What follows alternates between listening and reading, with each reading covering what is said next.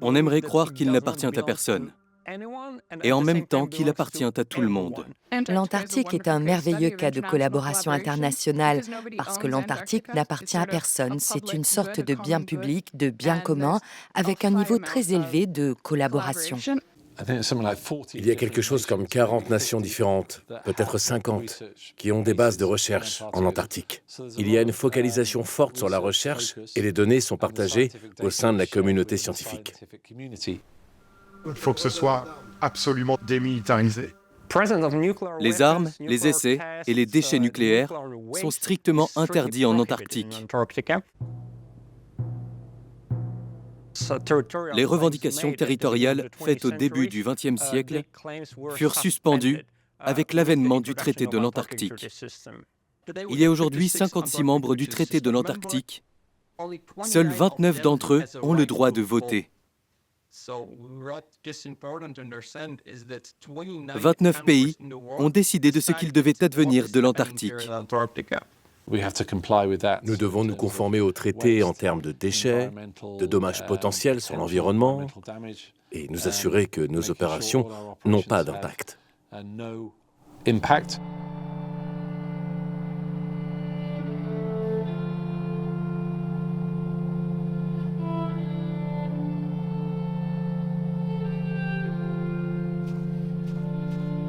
Cette énergie globale collaborative ne doit pas nous faire oublier ô combien ce continent protégé est vulnérable aux agressions de toutes sortes provenant du reste de la planète.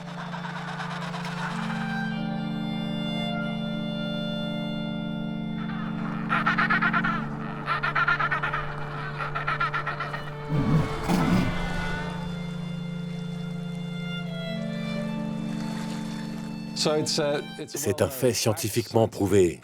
Et la péninsule antarctique est une zone critique qui se réchauffe. Ma fille et mon fils me disent « Vous le saviez il y a 30 ans, et qu'est-ce que vous avez fait ?»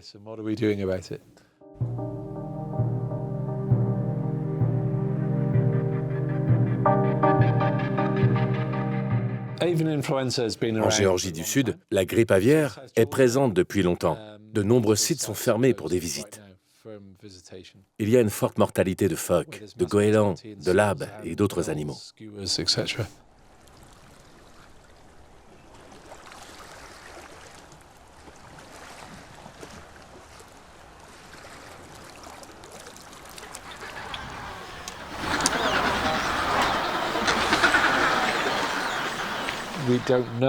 ne savons pas. Nous n'avons pas vu ailleurs dans le monde de colonies de manchots avec des milliers et des milliers de manchots côte à côte de l'effet que ça aurait.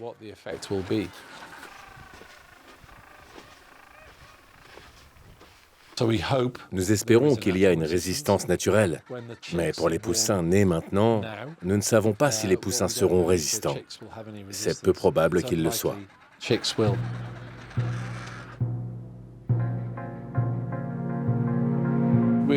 Bien sûr que nous avons un impact. Nous sommes humains, nous avons un impact dans tout ce que nous faisons, et partout où nous allons, malheureusement. Si vous n'êtes pas membre de ce traité ne vous gouverne pas. Et ces pays pensent qu'ils ont le droit de faire ceci ou cela. Mais la pêche illégale à la baleine existe encore. La pêche illégale au krill également. C'est un autre gros problème. Chaque espèce de krill est vitale pour tout l'écosystème en Antarctique. Les baleines sont au sommet de l'écosystème. Et pourtant, elles mangent du krill. C'est ultra important. Et le phytoplancton, il est très associé au krill qui s'en nourrit. 50% de l'oxygène que l'on a, que l'on respire, vient en fait du phytoplancton.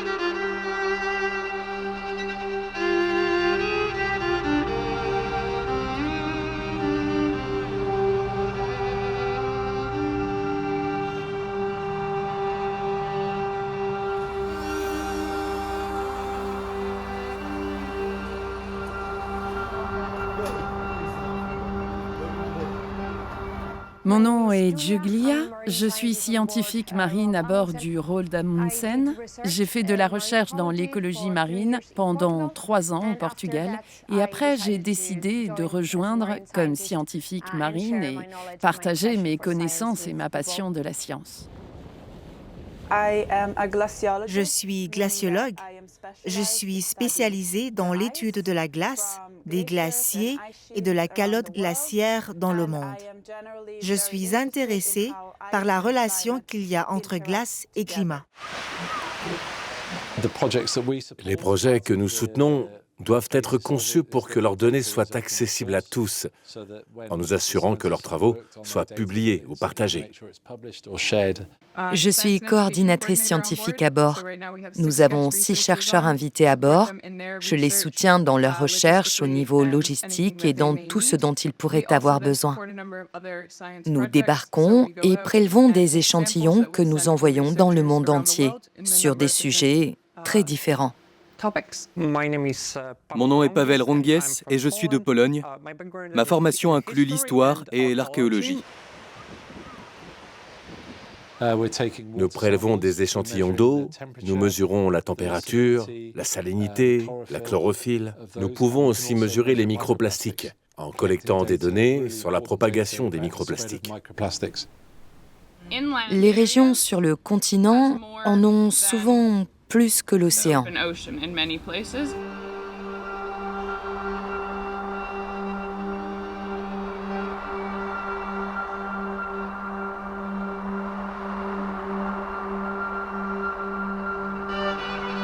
Les chercheurs ont un accès très limité au continent et doivent payer des sommes très importantes pour y exercer leur science. Il y a aussi des stations de recherche qui sont très compliquées au niveau logistique. La majorité de la recherche est effectuée sur les bateaux.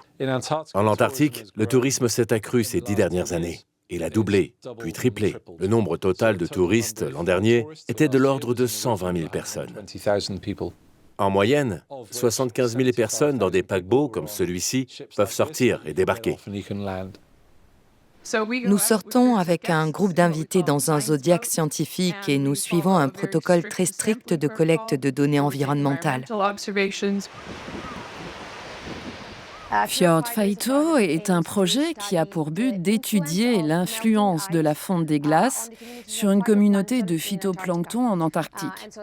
2 chercheurs étudient comment les communautés de phytoplancton se modifient dû à cette augmentation des fontes des glaces.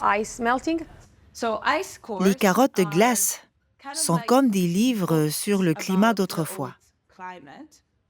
Elles sont percées dans une calotte glaciaire et par la suite récupérées. Chacun de ces tubes contient une carotte de glace longue d'1 mètre provenant de différentes régions d'Antarctique. Ces presses glaces sont conservées entre -20 et -40 degrés Celsius et sont destinées au stockage de la glace pour des mesures. Le CO2 en haut du graphe varie au cours du temps. En bas du graphe, nous avons la température qui a été reconstruite à partir des carottes de glace. Et tout ceci nous renseigne sur l'histoire de notre climat avec beaucoup de détails. La première chose que l'on remarque est que CO2 et température varient main dans la main. C'est la démonstration du fait que si on a plus de CO2 dans l'atmosphère, on aura aussi des températures plus élevées. Nous commençons à traverser le passage de Drake. On en a pour 2 jours à peu près avant d'arriver sur la péninsule antarctique. Je pense que demain on aura des creux de 5 à 6 mètres.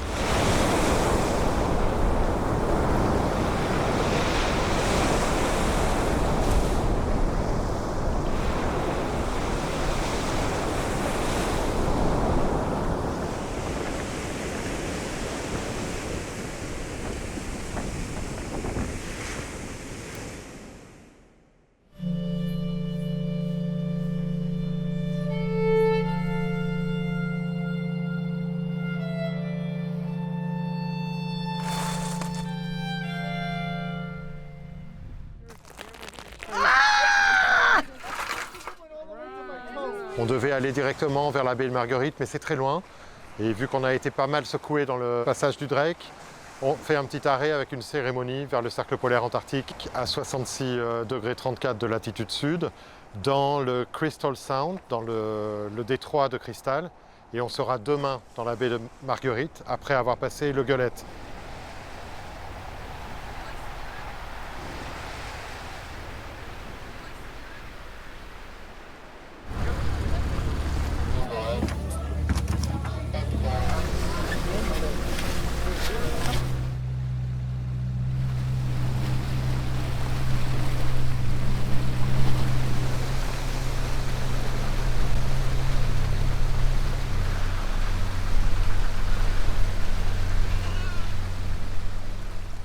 Plancton vient du grec planctos, qui veut dire errer. Il s'agit de tout organisme qui vit dans l'eau, qui est incapable de nager à contre-courant. Ils peuvent changer leur flottabilité, ils peuvent se déplacer de haut en bas, ils peuvent nager un peu, mais ils ne peuvent pas aller contre le courant de l'océan. Non seulement ils produisent 50% de l'oxygène, mais ils absorbent en plus 30% du dioxyde de carbone, CO2, qui est impliqué dans le changement climatique. Ils combattent le changement climatique. Ils sont super importants. Ils sont comme les héros de cette planète. La première collecte de données consiste à plonger un disque de Secchi.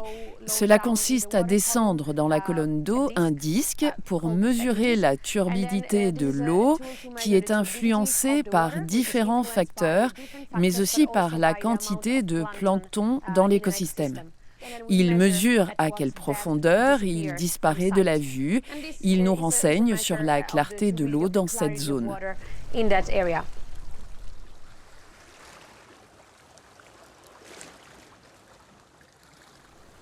On le descend dans la colonne d'eau à 70 mètres de profondeur.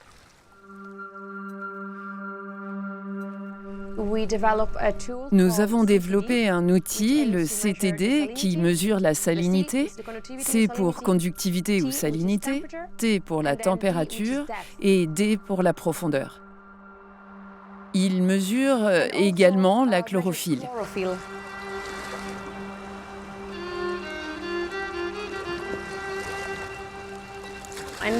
Ceci leur permet d'étudier comment le phytoplancton est distribué dans la colonne d'eau, car il renferme la chlorophylle cruciale pour la photosynthèse.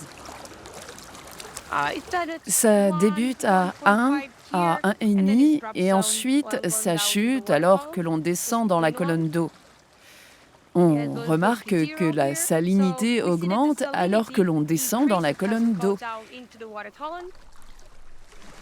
Pourquoi augmente-t-elle ?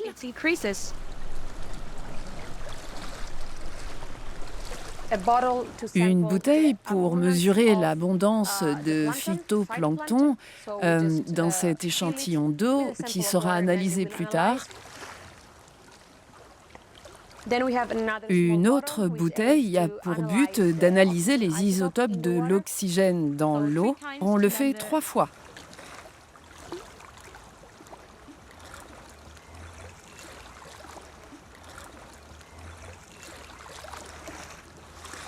L'oxygène a 2 isotopes, l'oxygène 16 et l'oxygène 18. En déterminant le ratio entre les 2 isotopes, on en déduit combien d'eau provient de la fonte des glaces dans cette zone. Et renseigne sur l'origine de l'eau, si elle provient de la neige récente, si elle provient des glaciers ou d'une autre source.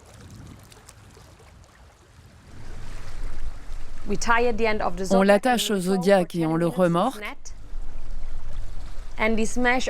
Cette maille de 20 microns va filtrer le phytoplancton. Pendant 10 minutes, on avance à très faible vitesse.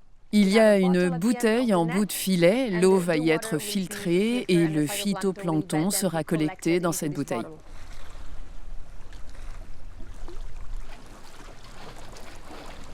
Et voici la soupe de plancton. Ce qui nous intéresse a coulé au fond.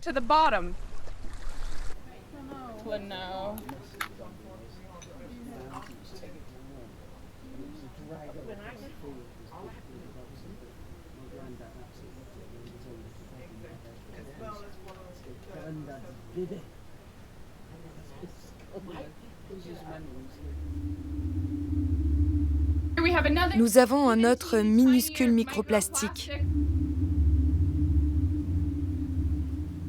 Ils utilisent des satellites pour voir ces proliférations de phytoplancton que nous combinons avec les données de l'endroit exact où nous nous trouvons. Pour comprendre l'habitat qu'ils préfèrent et où la population pourrait migrer alors que l'eau provenant de la fonte varie dans l'Antarctique, si ces petits êtres restent tous ensemble, ça les aide à se maintenir à la surface, dans leur environnement de prédilection, et ralentit la vitesse à laquelle ils coulent en augmentant leur surface. Le plancton ne peut pas couler, sinon il n'aura plus assez de lumière et aura tendance à mourir. Mais ils finiront par mourir et ils couleront. Et c'est un phénomène majeur dans le cycle du carbone. Ces petits êtres prennent du soleil et du CO2 et les transforment en oxygène et matière organique carbonée pendant leur courte joyeuse vie et finissent par couler au fond de la mer où ils seront enterrés couche après couche, emportant tout ce carbone avec eux. Il s'agit d'un énorme puits de carbone à l'échelle mondiale de nos petits amis, les phytoplanctons. Et le phytoplancton a besoin de nutriments pour la photosynthèse, pour se développer. Donc tout ça, c'est hyper lié. Et son moteur principal, surtout ici, de nutriments, c'est le caca de baleine. Les baleines ne font pas caca en profondeur, mais en surface.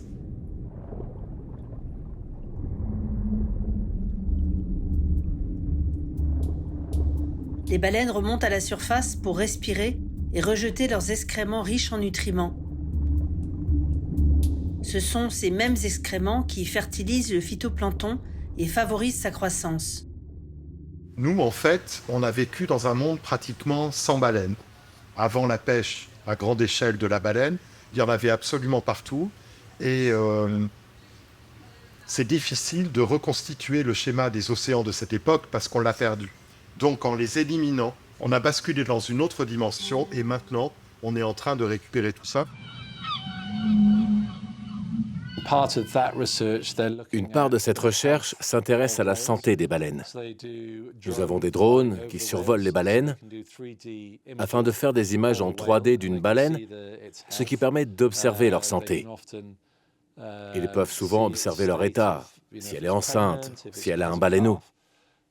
Ils font aussi des biopsies des baleines, afin de connaître leur ADN et vraiment déterminer l'état de santé de la baleine. Ils font aussi des recherches sur le stress que ressent la baleine causé par l'activité humaine, ce qui est très important pour nous.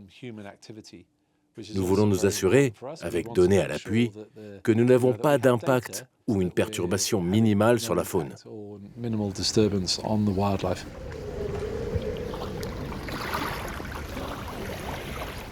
Nous devons juste ajouter une substance, le lugol, qui est de l'iode concentré qui permet de mieux conserver ces microalgues. On les met au frigo avant de les envoyer aux universités pour le projet Fjord Phyto. Le projet est actif depuis 2015.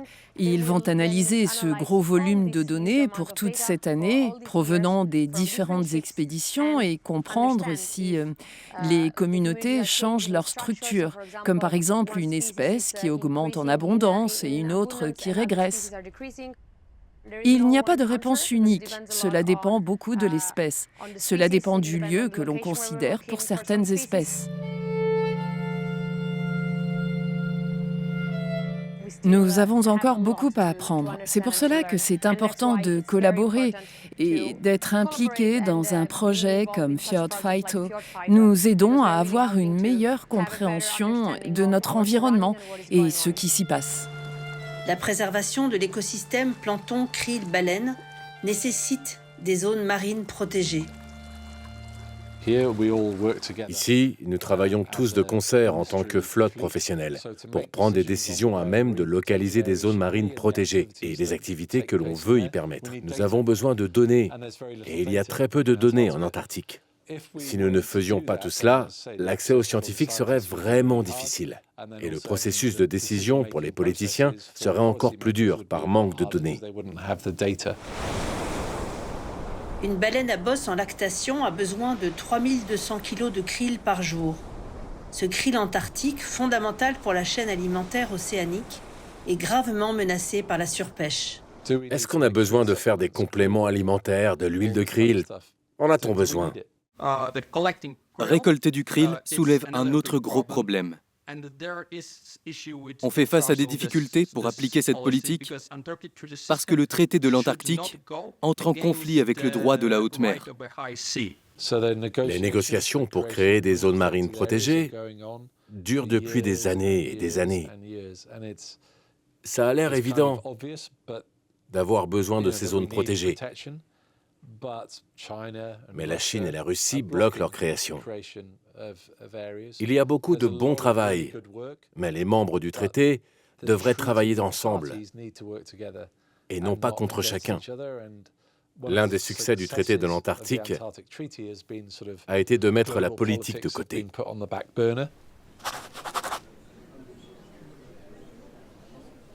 La façon dont le traité a été établi requiert d'obtenir le consensus. Tout le monde doit être d'accord.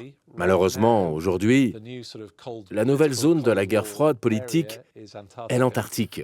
Obtenir le consensus de tous les pays est très difficile.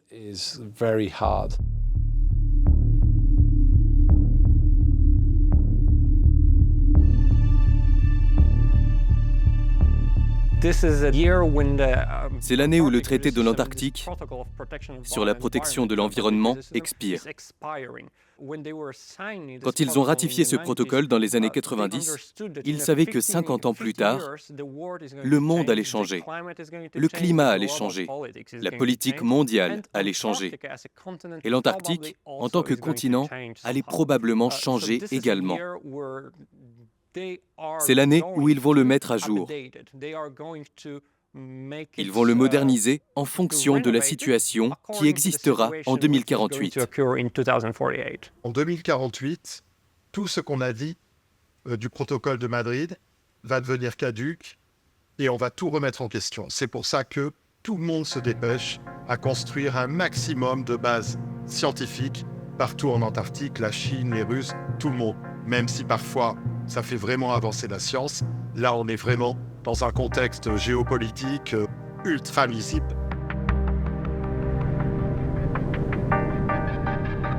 C'est la nature humaine. Nous voulons tout posséder.